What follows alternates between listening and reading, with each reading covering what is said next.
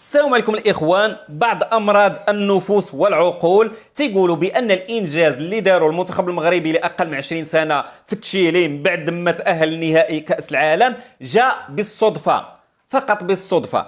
وهاد الناس هادو واش عندهم مرض في القلب ديالهم، واش حسد، واش حقد، الله أعلم. وهادو الناس كاينين من بني الجلده ديالنا مغاربه وتيقولوا هذا الكلام، ولكن في هذه الحلقه غادي نقدم لكم الادله القاطعه اللي كتاكد ان المنتخب المغربي سواء للكبار اللي وصل لنصف نهائي كاس العالم بقطر، او الشباب حاليا اللي واصل نهائي كاس العالم بتشيلي، جاء بالعمل والمثابره. وكاينه واحد القاعده، كاينه واحد البنيه تحتيه قويه كيف ما غتشوفوا معايا هنايا.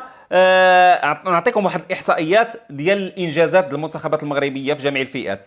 هذه بعض الاحصائيات في العقد الماضي: تاهل الى كاس العالم للشباب 2025، اطول سلسله انتصارات للفريق الاول في المنتخبات تاريخيا، بطل افريقيا للمحليين 2025، بطل افريقيا تحت 17 سنه 2025، حقق البرونزيه في الاولمبياد باريس 2024، حقق المركز الرابع في كاس العالم 2022 بقطر، بطل افريقيا للمحليين 2022، بطل افريقيا للمحليين 2018، بطل افريقيا تحت 23 سنه 2023. كيف ما شفتوا معايا متابعي الكرام، هذه احصائيات رسميه ديال المنتخبات المغربيه في جميع الفئات.